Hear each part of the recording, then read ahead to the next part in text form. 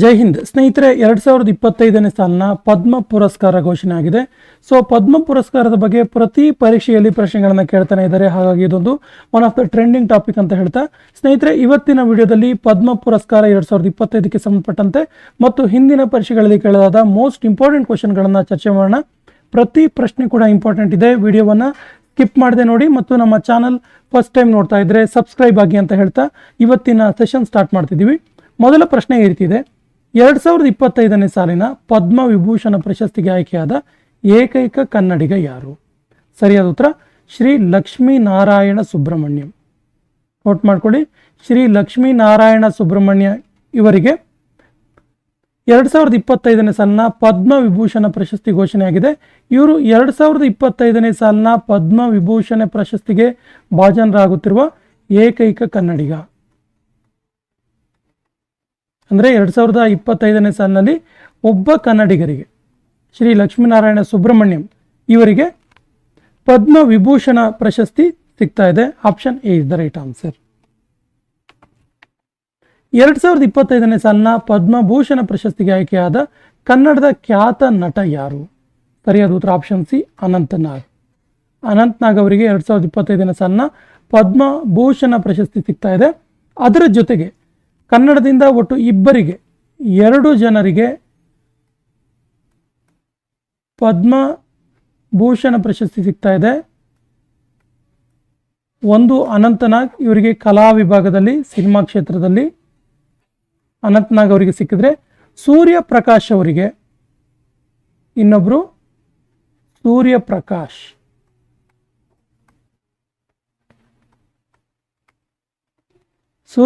ಇವರಿಗೆ ಯಾವ ವಿಭಾಗದಲ್ಲಿ ಕೇಳಿದ್ರೆ, ಇವರು ಶಿಕ್ಷಣ ಮತ್ತು ಪತ್ರಿಕೋದ್ಯಮ ವಿಭಾಗದಲ್ಲಿ ನೀಡಿದಂತಹ ಗಣನೀಯ ಕೊಡುಗೆಗೆ 2025ನೇ ಸಾಲಿನ ಪದ್ಮಭೂಷಣ ಪ್ರಶಸ್ತಿ ಸಿಗ್ತಾ ಇದೆ. ಸೊ ಅನಂತನಾಗ್ ಮತ್ತು ಸೂರ್ಯಪ್ರಕಾಶ್ ಇವರಿಬ್ಬರಿಗೆ 2025ನೇ ಸಾಲಿನ ಪದ್ಮಭೂಷಣ ಪ್ರಶಸ್ತಿ ಕರ್ನಾಟಕದಿಂದ ಸಿಗ್ತಾ ಇರುವಂಥದ್ದು, ಕರ್ನಾಟಕದಿಂದ ಆಯ್ಕೆ ಆಗಿರುವಂಥವರು. 2025ನೇ ಸಾಲಿನ ವೈದ್ಯಕೀಯ ವಿಭಾಗದಲ್ಲಿ ಪದ್ಮಶ್ರೀ ಪ್ರಶಸ್ತಿಗೆ ಆಯ್ಕೆಯಾದ ಕನ್ನಡತಿ ಯಾರು? ಸರಿಯಾದ ಉತ್ತರ ಆಪ್ಷನ್ ಬಿ, ಶ್ರೀಮತಿ ವಿಜಯಲಕ್ಷ್ಮಿ ದೇಶವಾನೆ. ಶ್ರೀಮತಿ ವಿಜಯಲಕ್ಷ್ಮಿ ದೇಶವಾನೆ ಅವರಿಗೆ ವೈದ್ಯಕೀಯ ವಿಭಾಗದಲ್ಲಿ ಪದ್ಮಶ್ರೀ ಪ್ರಶಸ್ತಿ ಸಿಗ್ತಾ ಇದೆ. ಹಾಗಾದರೆ ಪದ್ಮಶ್ರೀ ಪ್ರಶಸ್ತಿ ಕರ್ನಾಟಕದಿಂದ ಎಷ್ಟು ಜನರಿಗೆ 2025ನೇ ಸಾಲಿನಲ್ಲಿ ಸಿಗ್ತಾ ಇದೆ ಕೇಳಿದ್ರೆ, ಒಟ್ಟು 6 ಜನರಿಗೆ. 6 ಜನರಿಗೆ ಕರ್ನಾಟಕದಿಂದ ಪದ್ಮಶ್ರೀ ಪ್ರಶಸ್ತಿ ಸಿಗ್ತಾ ಇದೆ. ಒಂದು ವಿಜಯಲಕ್ಷ್ಮಿ ದೇಶವಾನಿ ಆದರೆ, ಎರಡನೇದು ಭೀಮವ್ವ ದೊಡ್ಡಬಾಳಪ್ಪ ಶಿಳ್ಳೆಕ್ಯಾತರ. ಭೀಮವ್ವ ದೊಡ್ಡಬಾಳಪ್ಪ ಶಿಳ್ಳೆಕ್ಯಾತರ ಕಲಾ ವಿಭಾಗದಲ್ಲಿ ಸಿಗ್ತಾ ಇದೆ ಇವರಿಗೆ. ಇನ್ನು ಮೂರನೇದು, ಇದು ಒಂದು ವೈದ್ಯಕೀಯ ವಿಭಾಗದಲ್ಲಿ. ಇನ್ನು ಮೂರನೇದು ಹಾಸನ್ ರಘು. ಇವರಿಗೂ ಕೂಡ ಕಲಾ ವಿಭಾಗದಲ್ಲಿ ಸಿಗ್ತಿದೆ. ಇನ್ನು 4ನೇವರು ಪ್ರಶಾಂತ ಪ್ರಕಾಶ್.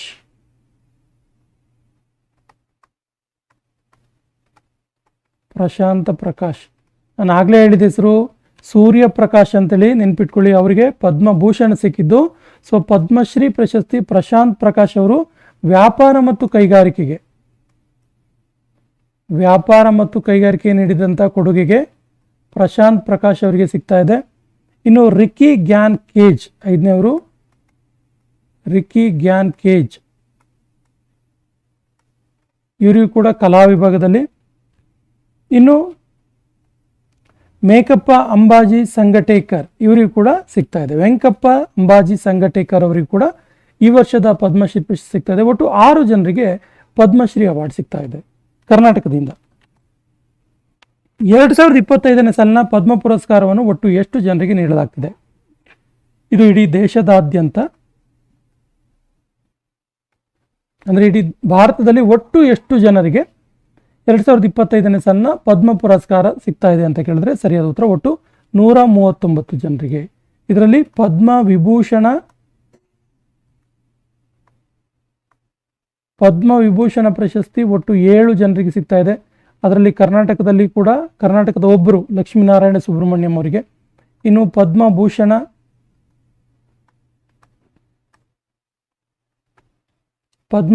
ಪ್ರಶಸ್ತಿ ಒಟ್ಟು 19 ಜನರಿಗೆ ಸಿಗ್ತಾ ಇದೆ. ಇನ್ನು ಪದ್ಮಶ್ರೀ ಪ್ರಶಸ್ತಿ 2025ನೇ ಸಾಲಿನಲ್ಲಿ ಪದ್ಮಶ್ರೀ ಪ್ರಶಸ್ತಿ 113 ಜನರಿಗೆ, ಒಟ್ಟು 139 ಜನರಿಗೆ ಪದ್ಮ ಪುರಸ್ಕಾರ ಸಿಗ್ತಾ ಇದೆ. 2025ರ ಪದ್ಮ ಪುರಸ್ಕಾರಕ್ಕೆ ಒಟ್ಟು 139 ಜನ ಭಾಗಿಯಾಗ್ತಾ ಇದ್ದಾರೆ. ಈ ಕೆಳಗಿನ ಯಾವ ದಿನದಂದು ಪದ್ಮ ಪುರಸ್ಕಾರಗಳ ಘೋಷಣೆ ಮಾಡಲಾಗುತ್ತೆ? ಸರಿಯಾದ ಉತ್ತರ ಗಣತಂತ್ರ ದಿನ ಅಥವಾ ಗಣರಾಜ್ಯೋತ್ಸವ ಜನವರಿ 26ರಂದು ಪ್ರತಿ ವರ್ಷ ಪದ್ಮ ಪುರಸ್ಕಾರಗಳ ಘೋಷಣೆ ಮಾಡಲಾಗುತ್ತೆ. ನಿನ್ನೆ ಇದನ್ನು ಘೋಷಣೆ ಮಾಡಲಾಯಿತು, 2025ನೇ ಸಾಲಿನ ಪದ್ಮ ಪುರಸ್ಕಾರಗಳನ್ನು. ಭಾರತದ ಅತ್ಯುನ್ನತ ನಾಗರಿಕ ಪುರಸ್ಕಾರ ಯಾವುದು? ತುಂಬ ಇಂಪಾರ್ಟೆಂಟ್ ಕ್ವಶನ್, ತುಂಬ ಸರಿ ಕೇಳಿದ್ದಾರೆ ಇದನ್ನ ಇನ್ಕ್ರೀಸಿಂಗ್ ಆರ್ಡ್ರಲ್ಲಿ ಕೂಡ ಕೇಳ್ತಾರೆ, ಡಿಕ್ರೀಸಿಂಗ್ ಆರ್ಡ್ರಲ್ಲೂ ಕೂಡ ಕೇಳ್ತಾರೆ, ಏರಿಕೆ ಕ್ರಮ ಇಳಿಕೆ ಕ್ರಮದಲ್ಲಿ ಕೂಡ ಕೇಳ್ಬೋದು. ಸೊ ಭಾರತದ ಅತ್ಯುನ್ನತ ನಾಗರಿಕ ಪುರಸ್ಕಾರ ಯಾವುದು ಕೇಳಿದ್ರೆ ಭಾರತ ರತ್ನ. ಭಾರತದ 2ನೇ ಅತ್ಯುನ್ನತ ನಾಗರಿಕ ಪುರಸ್ಕಾರ ಯಾವುದು ಕೇಳಿದ್ರೆ ಪದ್ಮವಿಭೂಷಣ. ಭಾರತದ 3ನೇ ಅತ್ಯುನ್ನತ ನಾಗರಿಕ ಪುರಸ್ಕಾರ ಯಾವುದು ಕೇಳಿದ್ರೆ ಪದ್ಮಭೂಷಣ. ಭಾರತದ 4ನೇ ಅತ್ಯುನ್ನತ ನಾಗರಿಕ ಪುರಸ್ಕಾರ ಯಾವುದು ಕೇಳಿದ್ರೆ ಪದ್ಮಶ್ರೀ. ಈ ಒಂದು ಆರ್ಡರ್ ನೆನಪಿರಲಿ, ಭಾರತ ರತ್ನ, ವಿಭೂಷಣ, ಪದ್ಮಭೂಷಣ ಮತ್ತು ಪದ್ಮಶ್ರೀ. ಈ ರೀತಿಯಾಗಿ ನಾವು ಇಳಿಕೆ ಕ್ರಮದಲ್ಲಿ ಬರೀಬಹುದು. ಪದ್ಮ ಪುರಸ್ಕಾರಕ್ಕೆ ಒಟ್ಟು ಎಷ್ಟು ಹಣವನ್ನು ನಗದು ರೂಪದಲ್ಲಿ ನೀಡಲಾಗುತ್ತೆ? ಪದ್ಮವಿಭೂಷಣ ಇರ್ಬೋದು, ಪದ್ಮಭೂಷಣ ಇರ್ಬೋದು, ಪದ್ಮಶ್ರೀ ಇರ್ಬೋದು. ಈ ಯಾವುದೇ ಪುರಸ್ಕಾರಕ್ಕೆ ಹಣವನ್ನು ನೀಡೋದಿಲ್ಲ, ನಗದು ಹಣ ನೀಡುವುದಿಲ್ಲ, ನಗದು ಹಣ ಇದಕ್ಕೆ ಇರುವುದಿಲ್ಲ.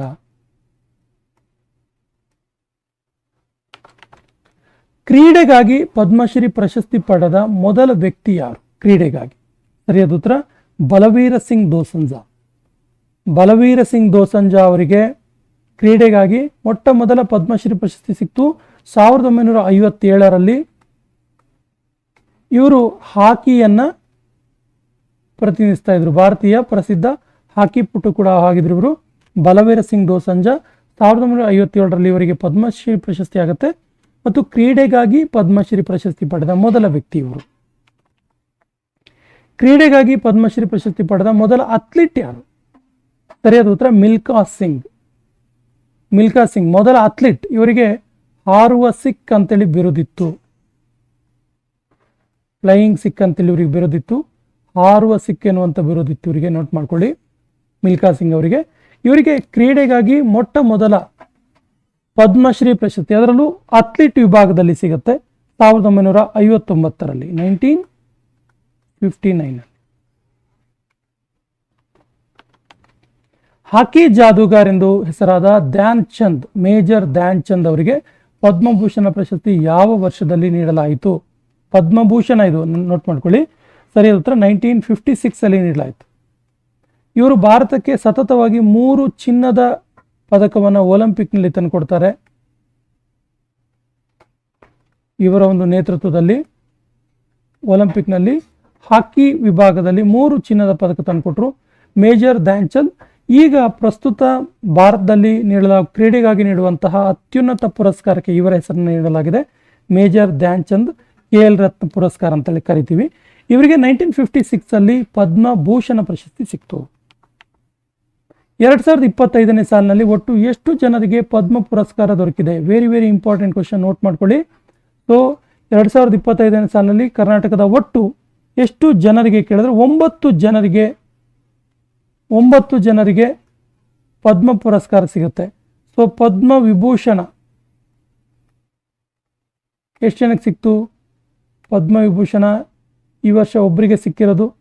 ಪದ್ಮಭೂಷಣ ಎಷ್ಟು ಜನಕ್ಕೆ ಸಿಕ್ತು? ಅನಂತನಾಗ್ ಅವರನ್ನು ಒಳಗೊಂಡಂತೆ ಇಬ್ಬರಿಗೆ ಸಿಕ್ತು. ಹಾಗಾದರೆ ಪದ್ಮಶ್ರೀ ಪ್ರಶಸ್ತಿ ಎಷ್ಟು ಜನಕ್ಕೆ ಸಿಕ್ಕಿದೆ?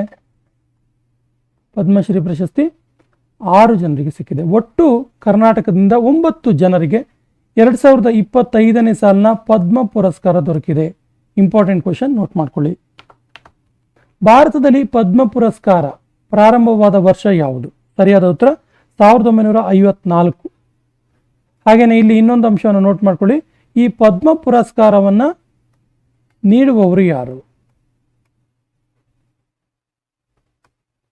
ನೀಡುವವರು ಭಾರತದ ಪ್ರಧಾನಮಂತ್ರಿ ನೀಡ್ತಾರೋ, ರಾಷ್ಟ್ರಪತಿ ನೀಡ್ತಾರೋ, ರಕ್ಷಣಾ ಮಂತ್ರಿ ನೀಡ್ತಾರೋ, ಅಥವಾ ಶಿಕ್ಷಣ ಮಂತ್ರಿ ನೀಡ್ತಾರೋ, ಯಾರು ನೀಡ್ತಾರೆ ಅಂತ ಕೇಳಿದ್ರೆ ಪದ್ಮ ಪುರಸ್ಕಾರವನ್ನು ನೀಡುವುದು ರಾಷ್ಟ್ರಪತಿ. ಸೊ 2025ನೇ ಸಾಲಿನ ಪದ್ಮ ಪುರಸ್ಕಾರವನ್ನು ಯಾರು ನೀಡ್ತಾ ಇದ್ದಾರೆ, ಯಾರ ಕೈಯಿಂದ ನೀಡಲಾಗುತ್ತೆ ಕೇಳಿದ್ರೆ ದ್ರೌಪದಿ ಮುರ್ಮು, ಭಾರತದ ರಾಷ್ಟ್ರಪತಿ ದ್ರೌಪದಿ ಮುರ್ಮು ಅವರು ನೀಡ್ತಾರೆ. ಪ್ರತಿ ವರ್ಷ ಪದ್ಮ ಪುರಸ್ಕಾರವನ್ನು ನೀಡುವುದು ರಾಷ್ಟ್ರಪತಿಗಳೇ ಆಗಿರ್ತಾರೆ. ಮೊಟ್ಟ ಮೊದಲ ಪದ್ಮಭೂಷಣ ಪ್ರಶಸ್ತಿ ಯಾರಿಗೆ ದೊರಕಿತು? ಸರಿಯಾದ ಉತ್ತರ option A, Satyendranath Bose. Option A is the right answer, Satyendranath Bose. Cinema ಕ್ಷೇತ್ರದಲ್ಲಿ ಪದ್ಮಭೂಷಣ ಪ್ರಶಸ್ತಿ ಪುರಸ್ಕಾರ ಪಡೆದ ಮೊದಲ ವ್ಯಕ್ತಿ ಯಾರು? ಪದ್ಮಭೂಷಣ. ಸರಿಯಾದ ಉತ್ತರ ಸತ್ಯಜಿತ್ ರೇ. 1992ರಲ್ಲಿ ಸತ್ಯಜಿತ್ ರೇ ಅವರಿಗೆ ಸಿನಿಮಾ ಕ್ಷೇತ್ರದಲ್ಲಿ ಪದ್ಮಭೂಷಣ ಪ್ರಶಸ್ತಿ ಸಿಕ್ತು. ಹಾಗಾದರೆ ಪದ್ಮಭೂಷಣ ಪ್ರಶಸ್ತಿ ಪಡೆದ ಮೊದಲ ಮಹಿಳಾ ನಟಿ ಯಾರು? ಮೊದಲ ಮಹಿಳಾ ನಟಿ ಯಾರು ಕೇಳಿದ್ರೆ ನರ್ಗಿಸ್ ದತ್. ಸೊ ಇದು ಕೂಡ ಇಂಪಾರ್ಟೆಂಟ್ ಆಗಿರುತ್ತೆ, ನೋಟ್ ಮಾಡ್ಕೊಳ್ಳಿ, ನರ್ಗಿಸ್ ದತ್. ಕೊನೆಯ ಪ್ರಶ್ನೆ ಈ ರೀತಿ ಇದೆ. ಈ ಪ್ರಶ್ನೆ ನಿಮಗೆ 2025ನೇ ಸಾಲಿನಲ್ಲಿ ಪದ್ಮ ಪುರಸ್ಕಾರಕ್ಕೆ ಭಾಜನರಾಗುತ್ತಿರುವ ಒಟ್ಟು ಮಹಿಳೆಯರ ಸಂಖ್ಯೆ ಎಷ್ಟು? ನೋಡಿ, ಪದ್ಮ ವಿಭೂಷಣ್, ಪದ್ಮಭೂಷಣ, ಪದ್ಮಶ್ರೀ ಈ ಎಲ್ಲ ಪ್ರಶಸ್ತಿಗಳನ್ನು ಒಳಗೊಂಡಂತೆ ಒಟ್ಟಾರೆ ಎಷ್ಟು ಮಹಿಳೆಯರಿಗೆ 2025ನೇ ಸಾಲಿನ ಪದ್ಮ ಪುರಸ್ಕಾರ ಸಿಗ್ತಾ ಇದೆ?